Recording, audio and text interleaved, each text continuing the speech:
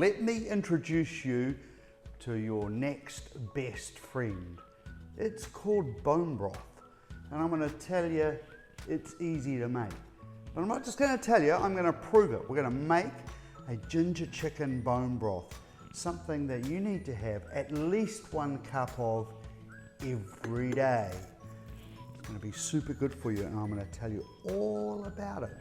But hang with me and let's make a ginger chicken bone broth. The first thing we need to do is get some chicken. Now you could get some chicken feet, you could get some chicken wings. Chicken's feet will be the cheapest, a little harder to get, and about 1.5 kilos is what you're going to need.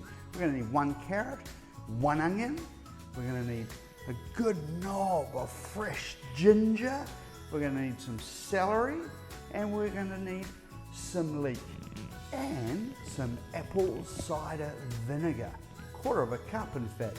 Now, in the description below, the full recipe is there and waiting for you. Hang in with me watching the video and I'll show you the recipe for that soup a little later in this video. 1 celery stalk I've cut into half so it's a little bit more manageable to chop up like that. Then I'm going to grab some leek, and I'm just using the end leaves that I wouldn't normally use for cooking, but it'll be absolutely fine in this bone broth. What I often do with veggies is scraps that I would normally maybe throw away, I throw into a bag and I keep them in the freezer for moments like when I want to do a bone broth. I've got that whole bulb of garlic, I'm just cutting it off. Now the ginger, I'm just cutting it off, the outer pieces, leaving the peel on. And then the centerpiece, I'm going to slice very thinly. All the other bits are going to go into the bone broth, but these pieces I'm going to stack up and slice thinly to make that soup for you guys later on in the video. Then julienne, right? Little matchsticks, as thin as we can get them. They're all ready for that coconut and prawn ginger soup later on. Chicken wings go into the pot. And we're just going to cover these guys with cold water. And we're going to put them on the heat and slowly bring them up to a simmer. And we're going to simmer them for about 3 minutes. I always have one of those aromatherapy candles because at this stage it doesn't smell great. And as it slowly simmers away like that, just ticking over, that yucky looking froth or scum will come to the surface. After it's been simmering for, as I said, 3 minutes, we'll get it into a sieve and we'll literally, with cold water, give them a really good rinse and get as rid of as much scum as we can. Now let's top it up back in the pot with cold water. Now we'll give our organic apple cider vinegar a shake to move the mother around that's in there. 3/4 cup goes in. This is going to help get the minerals and the collagen and all the goodies out. There's the garlic going in, the 1 carrot we've sliced up, and some celery goes in, and the ginger, that's going to give it a wonderful flavour. It's going to set it apart from other bone broths. And there's all the leeks and other bits and pieces I had. Finally, an onion I have washed, left the skin on, and I've just sliced it up, and that goes in. The chicken pieces have been sitting in the pot now for half an hour, and I've just turned the heat on so that it comes up and it's just going to gently bubble away for the next at least 12 hours, but ideally 16 hours. So we've got a bit of time to kill. So let's talk quickly, and it's not going to be 16 hours worth, of some of the health benefits, such as relieving joint pain and arthritis symptoms, strengthening bones, and promoting a healthy immune system and gut. I mean, bone broth dates back to prehistoric times, you know, when hunter-gatherers went out and they wanted to use every part of the animal, like the bones and the hooves and the knuckles, which they would turn into a broth, and then they could drink it. It's time now, it's coming up to that heat there. I'm going to turn it down so it's just ticking over. Bone broth contains many nutrients, some of which are known to have just incredible health benefits, being a great source of beneficial amino acids. It's great for digestion and gut health, may support the immune function as well, supports the production of anti-aging molecules. Well, that's a good one, isn't it? Even according to the Cleveland Clinic, they say that it improves skin quality because it's rich in that collagen. That's a protein found in the skin that's prized for, you know, its ability to promote elasticity and help the skin stay wrinkle-free and youthful. So we're all about to get a little younger, I believe. And along with helping to lose weight and support joint health. If you've got those painful joints, then bone broth could really be something great for you. Also, it's going to help you to get better sleep. The amino acid glycine is found in bone broth, and multiple studies say that this will help promote sleep. Bone broth is so rich in minerals that help build and strengthen your bones. It contains heaps of other nutrients, including vitamins. We've talked about the amino acids, but also essential fatty acids. The amino acids in this bone broth that we're cooking away here can help fight inflammation, but ultimately it helps protect against disease.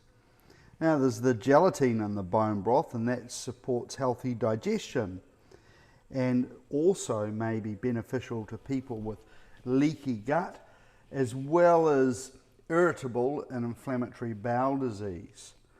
So this bone broth, despite it being cheap to make, easy to store in the freezer, I'm going to put it into bags. You can put it into ice block containers and freeze it.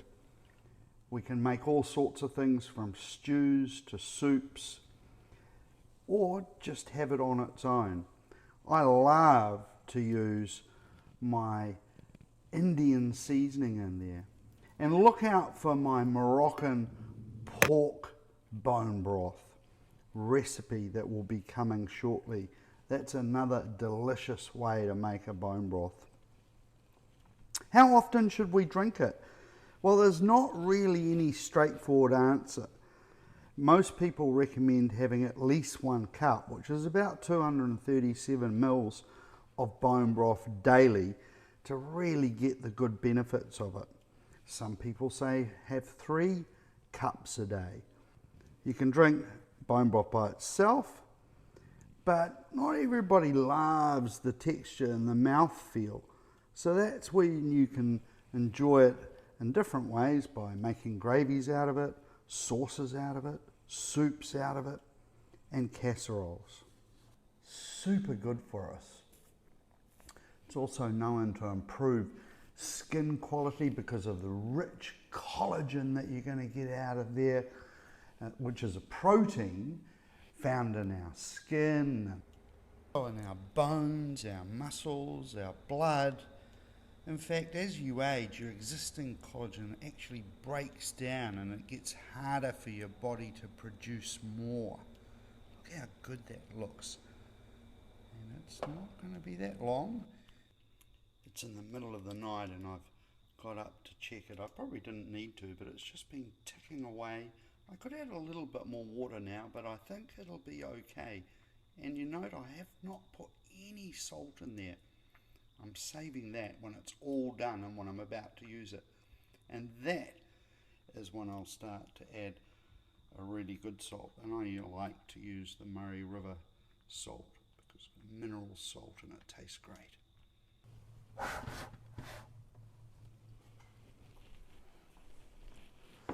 It's been gently simmering away now for about 20 hours, but very gently.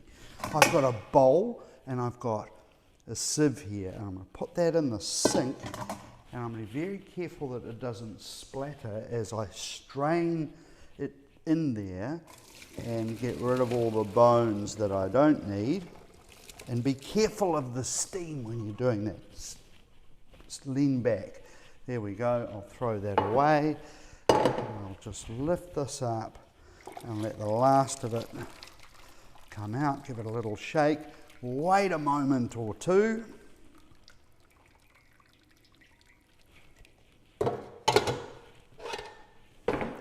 There'll be a little bit more that comes out of there. Now I'll gently take this out and I'll pour it through another sieve again. This sieve is just a little finer. Gently pour it into the jug and then we'll let it cool.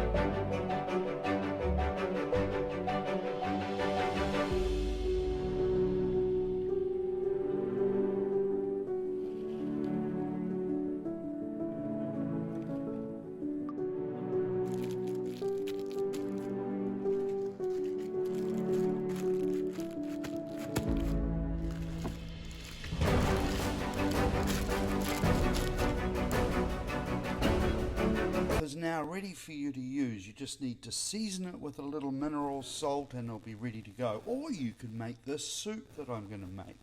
It's particularly easy. There's some edamame beans that you buy from the supermarket, 3 prawns, that sliced ginger that I talked about, some coconut milk, half a cup. I've got a pot ready to go. I've got a red chilli, that's optional. I've got some kaffir lime leaf there, that's also optional. I'm going to slice 3 shiitake mushrooms really thinly because we're going to cook this so quickly in the pot. This is literally a 3-minute noodle soup, but there's not a noodle in sight. Well, those enoki mushrooms, those long, white, skinny things, are going to be our fake noodles in there. There we go. The shiitake mushrooms are cut up. I've got some prawns and you can't really see them there, but I'm slicing them just down the middle so they sort of open up when they cook. That's a little bad filming, sorry about that. I've got a lime and I've sliced one slice and I've got a little wedge so I can squeeze a little juice in there.